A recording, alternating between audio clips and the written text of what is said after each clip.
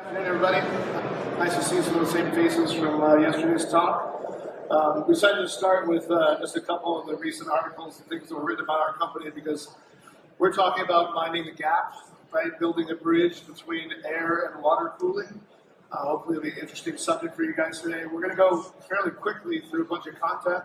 I'll try to make it interesting if I can. But at the end, my email address is on the screen. If you want to take a picture of it, I'll send you these slides so you can have them at home so you don't have to worry about it too much. Thanks for coming and welcome.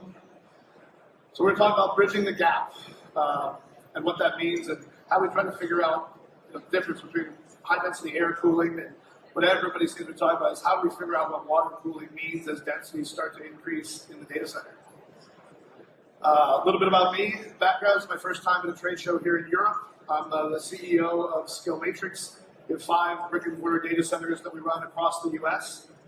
We built the DDC platform that we're going to talk about today for our own use. And after 12 years of operating it and having really phenomenal results, we ended up spitting that technology route out. And now we actually sell that platform, that tool that helps bridge the gap between air and liquid cooling. It provides a lot of cool efficiencies in the data center. We're going to talk a little bit about the market forces creating change in the industry that we all work right now. We're talking about the different cooling methodologies from a liquid perspective. Talk about how we bridge that gap and what it means for you guys. A little bit about our tech. It'll show you how it works and what it does. Talk about the partnerships that we've landed recently that are because of the technology that we offer today. And then I'll share with you a real brief recap of a case study that we showed yesterday that shows that you can build, retrofit, manage data centers more effectively for higher density with this technology. So talking about the economic forces and all the things that are impacting us today, I don't think this is any surprise to anybody, but real estate and power are more expensive. Green energy and trying to save and conserve and be more economical is a big key. The physical limits of Moore's Law are starting to go out the window as we surpass the ability for us to create more and more energy in a smaller and smaller chipset. And then moving all this compute and stuff closer to where the action happens with IoT and edge computing. All of these things mean we have to relook at and rethink the way we build and deploy data centers today. There is, of course, many metrics that show us kind of where things are headed. I will tell you that in the US, we are hamstringed right now by capacity being acquired by artificial intelligence deployments, starting to really weigh on the amount of electrical capacity we have in the data center industry. And I think that's something that will probably end up here in Europe in no time. So it's something that we all have to be concerned about. Wherever we think we are on the cycle, there's still a lot to come from the artificial intelligence and high-performance computing worlds. We have to keep our eye on that and think more forwardly and progressively about how we build and manage data centers in order to keep ahead of this change. Some of us just have a crystal ball, right? And hopefully that may be all we've got right now, trying to figure it out as we go.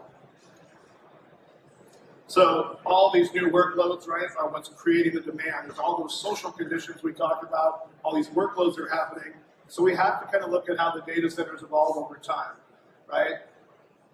People are worried as we get above that 20 and 30 kilowatt per rack level about how we get and do we need to move to liquid right away, right? And I think the one consistent answer that we have across the board from analysts and those alike are that there's not a standard today, and that's going to be very challenging. And so while there's a lot of cool tech out, you don't want to get hamstringed into one particular option that you've got to go with forever. So how do we deal with that? What do we do to future-proof our investments in data centers and in our technology so that we don't get stuck in a solution that isn't standardized? A lot of very interesting things out there for solving it. Some of them are very exotic, like seawater, immersion, data centers at the bottom of the sea, liquid to chip, rear door. All of them work in some way, shape, or fashion, but if we're building data centers at scale or we're running co-location facilities or large-scale enterprise facilities, we have to have a solution that's ubiquitous, that works for everyone, all of our customers, because specialization oftentimes results in stranded assets and parts of the data center infrastructure that we can't monetize. That's very expensive in our world.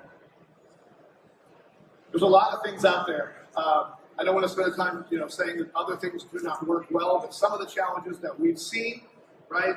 In-row cooling, there has to be space for a water distribution unit, all those type of things. Maximum density for those things isn't where we know AI workloads are going to go. We're seeing customers in the US in a standard deployment running 50 to 60, 70 kilowatts on a single rack. We know that both Intel and NVIDIA have roadmaps for where their chipsets in the future will be at, almost 200 kilowatts in a single rack. Now that's a small subset of the market, but folks that are coming today will deploy some of this, and us just thinking that the 10 kilowatt per rack metric is going to work for us moving forward, I think is a bit of a fallacy. We have to be proactive in our response from a data center perspective to stay ahead of what that wave of tsunami is coming, much of it driven by artificial intelligence and similar types of computing. If you look at probably the most common thing we get asked right now is, well, can I just put a rear door on my existing cabinets and solve the density problem? You can, but I don't know that it solves the problem from the right end of the server. We're fortunate enough to be on Intel and NVIDIA and AMD's product roadmap, and we know that servers today are looking for a specific amount of CFM per kilowatt deployed, right, to guarantee the right performance of this very expensive hardware that we're dealing with. And a rear door is simply attacking that problem from the wrong side of the server. It's definitely dealing with heat coming out of the data center, but it's not doing any of these other things, which are very, very important if you're going to monetize and run an efficient data center, either for yourselves or for your customers. So that's something that we think people really need to pay attention to. Don't just stick another Band-Aid or rear door on a cabinet and say we're good, because you're going to end up missing out on a lot of other things that are quickly going to be noticed by your customers or your other business units and say, hey, we're not getting everything we need just because of the solution we stuck in place. And by the way, we'll talk about our tech, and it'll look very fancy and possibly look expensive, but economically it's going to be very similar to putting on a raised door, except you're going to get all of these other things that help you future-proof the way you build and operate your data centers moving forward. We hired a study from some engineering firms, third-party guys, to go out and look at all the different ways of cooling things and then grading them across all of these different platforms. And you can see that our products across the board did better than most out there. This was a third-party independent firm. It's not us just trying to fluff results. We built this platform and ran it in our data centers around the US for the last 12 years. It worked so well that we've now brought it to the rest of the market. And these are the results and things that we look at and say, hey, look, we built a better mousetrap. And we'd love to be able to share that product and technology with you guys so you can understand how to do some of the same things in your data centers today. So we talk about minding the gap, or bridging the gap, right, between air and liquid. This is just a recent article putting up in the Data Center Knowledge about, people are getting more interested in liquid cooling, but the demand for high efficiency air cooling continues to grow. Some of the estimates for some of the very high density work that's happening is that you'll still need 20 or 30% air cooling, even if you go to a very, very efficiently liquid cooled chip or chassis design.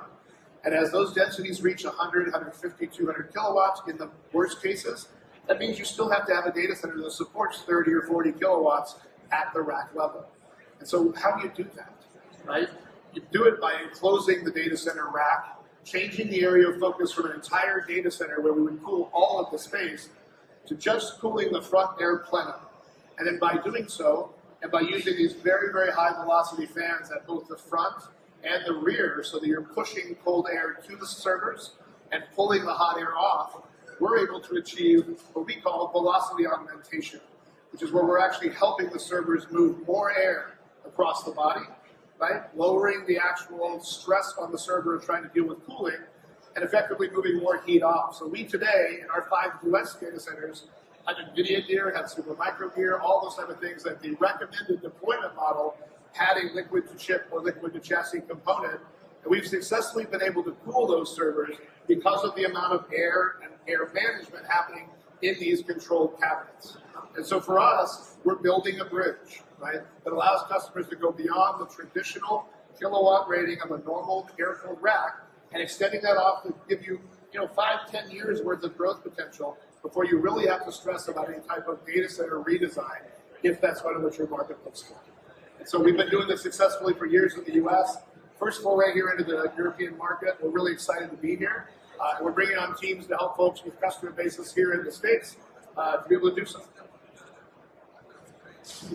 Picture's worth 1,000 words, so I'll talk just a little bit about this, but these are the data centers that we've built using our cabinet technology. And it's very simple today to run water outside the cabinet and be able to connect the integrated heat exchanger at the cabinet level. Each of those control valves controls how much liquid is delivered to the coil that's integrated into each cabinet. The coil is separated from the IT environment in these individual deployments, so you don't introduce water into the cabinet area itself. As the server hardware gets more and more expensive, the risk of running water directly to it is higher. So our system enables us to do not just fire suppression and other risk mitigation at the cabinet level, but it also protects from bringing water directly into the IT equipment area as well. It also causes, what's really cool from an insurance perspective or from a safety perspective, each cabinet now becomes its own availability zone. So if there's an issue at the cabinet level, unlike a broad-based data center where all these systems are built into zones, if you have a fire suppression issue, if you have a water leak, any of those types of things, those generally affect entire segments of data centers. We've now effectively brought the entire data center risk factor down to a single cabinet, something very easily manageable if there is an issue in the data center where it doesn't take down an entire segment of your facility. Obviously, the physical security aspects of having an enclosed container is also really great, but that's one of the ways that we're being more efficient in our use of air, being more efficient in our use of water, and more efficient in our use of energy to bridge the gap between what is air cooling and what the future of liquid cooling may look like. So we call the platform DDC for Dynamic Density Control, right? And so we can dynamically, as customers install however many cabinets they have to meet their needs today, and then they can, like Legos, plug in cabinets additionally whenever they need new demand. So you're not building it all and hoping someone comes, right? So that also helps match up your capital spending with your immediate data center demand. And because the cabinets are dynamically managed by those control valves, we're able to have a 6 kW customer, a 50 kW customer, all adjacent and mix and match throughout the data center without having to plan specialized areas for high density and without having to worry about stranding data center assets like chilled water, because the resources of the data center will literally move wherever the resource is. These cabinets can change densities very quickly, right, without having any impact on your resource availability. It's a really cool thing. The cabinets have a bunch of add-on capabilities that you see up here on the screen. Exterior service compartments, lots of abilities for customers to cable interactively between those cabinets, right? And that helps reduce costs of cable runs because you can keep them nice and short. Deploying higher density racks in your facilities allow you to reduce cable spend, right? Oftentimes reducing the cable costs enough to pay for your co-location bill if that's one of the things that you're using, because those cables are getting more and more expensive. If you think about the way you deploy data centers traditionally, where you build the floor and have to put all the air conditioning in and go that way, I'll show you the differences between building with our building blocks or the DDC cabinets, right? Engineering, permitting, all those kind of stuff, exact same. You still have to build the infrastructure, right? But what's different when you use our cabinet technology to build that bridge between air and water? Instead of building completely finished space, you can really use warehouses, etc., anything that you've got at your disposal, because the cabinets are self-contained. You don't need to provide all that air cooling and all that airflow management or environmental cooling, because the space is really agnostic to what's happening inside the cabinet. And then all of these things like raised floor and fire suppression, physical security, filtration, data center management, noise management, all of that is off the table from a prep perspective. All that's fully integrated into the cabinet itself, taking your deployment time of data center space from weeks and months to days and weeks. The system also comes with a full suite of software management. It helps you see into the cabinet environment. All the telemetry that comes out of it allows you to say, hey, what is my rack doing from a usage perspective? How are the environmental conditions at both the supply side, which is very important? Are we getting enough CFM? Are we getting enough temperature management?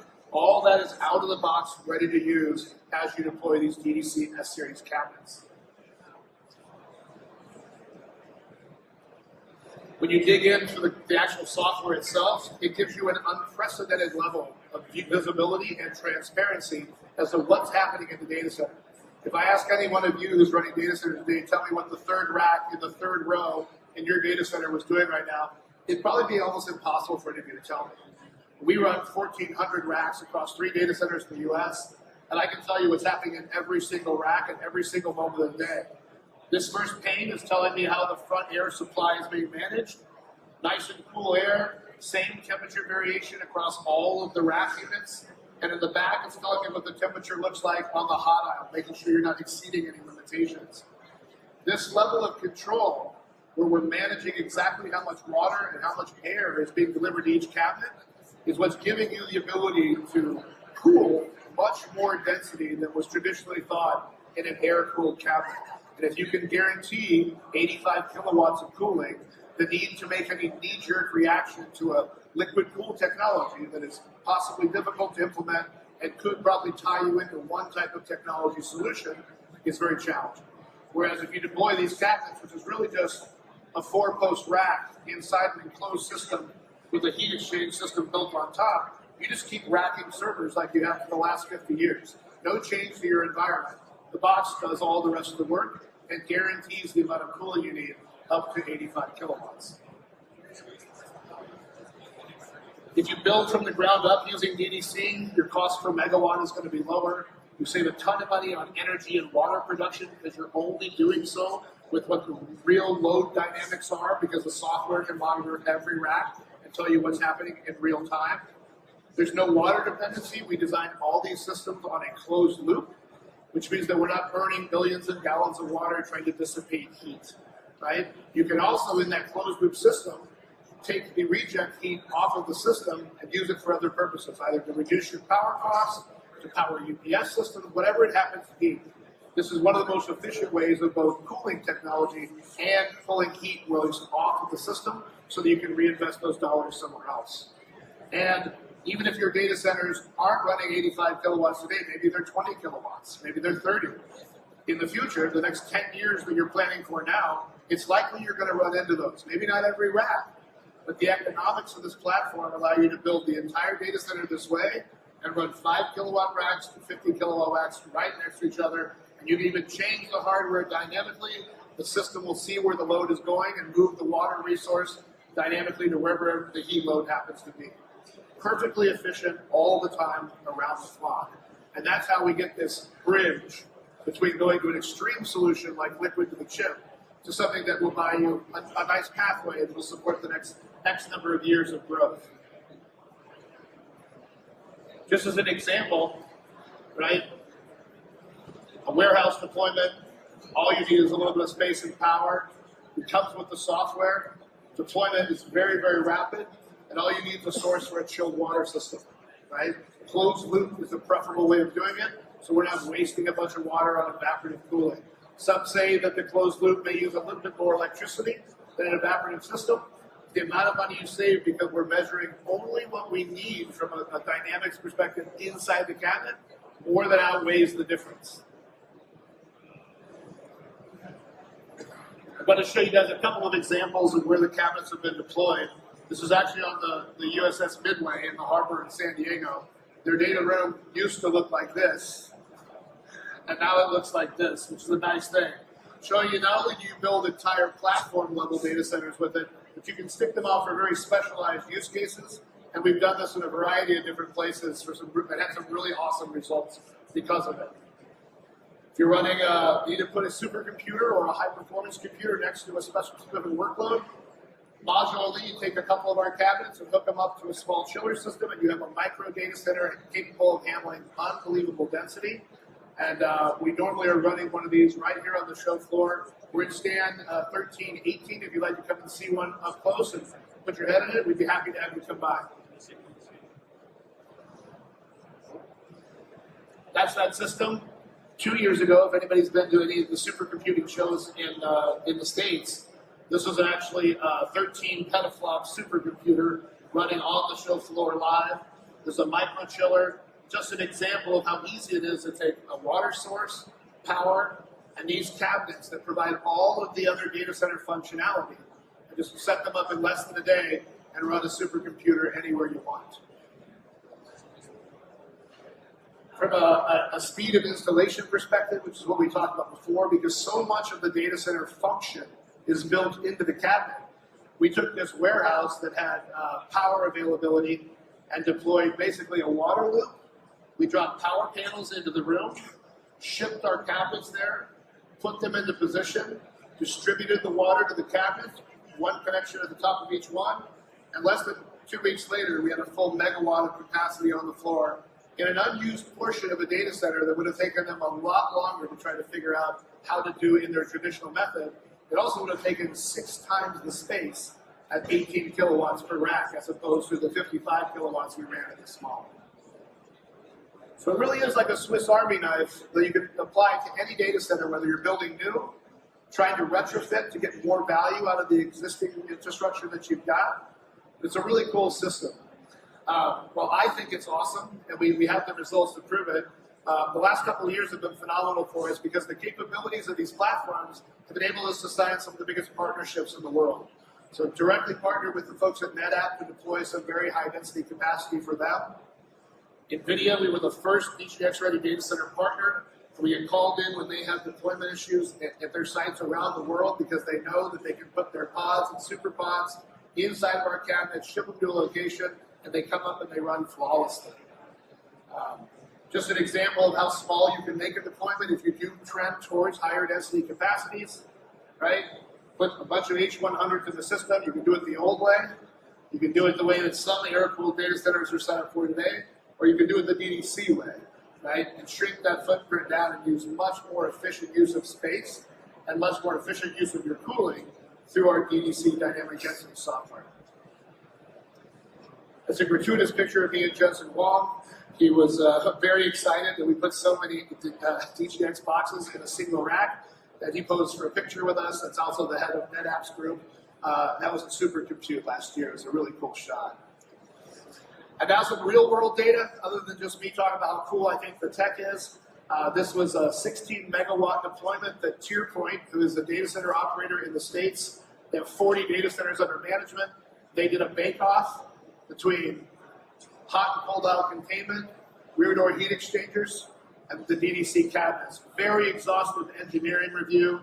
In the end, they measured rack density, airflow management, construction costs, construction space, fire protection, and the day one actual cost of the project, and the ongoing recurring operational cost of the project as their criteria, and we pretty much blew it out of the water. And the actual results in the end were pretty specific and very significant. From a final construction cost for the 16 megawatt project, 137 million that one way. Rear door shaved a good bit off of that, but we still shaved another big chunk off. And so it's a fairly compelling piece. While the features and benefits of the platform are significant, being able to come in at the lowest cost really is the nirvana for us. Best functionality at the best cost doesn't happen very often. And then because that system manages how much water and airflow are needed really based on real-time dynamics, our PUEs are some of the lowest in the industry, which in the end helps your annual costs save year after year after year. The cabinets have a planned lifetime of about 30 years, so think about the savings over that platform time as you build your data centers with more future-proofing and more density capabilities. And just an example to show you some of the pieces that are out there. Some of the more advanced server deployments these days, this is the front of a rack. Lots and lots of cabling, right? If you're air cooling and the customer comes and wires their stuff up like this, you're going to end up having some issues with airflow. But when you close the front door of our cabinet, there's gasket seals around all the sides of the server faces. That's basically a pressurized plenum. And so we're creating air pressure on the front, positive pressure. That air is being consumed by the server. And then that vortex fan in the back is bringing all the heat off the servers and making a centrifugal motion. And that's, again, what we call velocity augmentation. And that's why we're able to cool such significant amount of airflow in an air-cooled system without any water augmentation. I think everybody's looking at densities. I believe that I've talked to a bunch of folks here in Europe, and you guys are starting to see the trend as well. I don't think it's quite to this degree yet. In the States, I think we're a little bit beyond this capacity, but somewhere in here, there's no joke, the densities are going up. And so as you're making thoughts about building or augmenting your existing data centers, or thinking about data center partners, make sure you're asking the question, how are we prepared for the future? Does the technology systems we're using scale with us as our demands for customer requirements change. And that's the presentation, folks. Again, if you want to send me an email, I'd be happy to send you the slide deck so you've got all that information.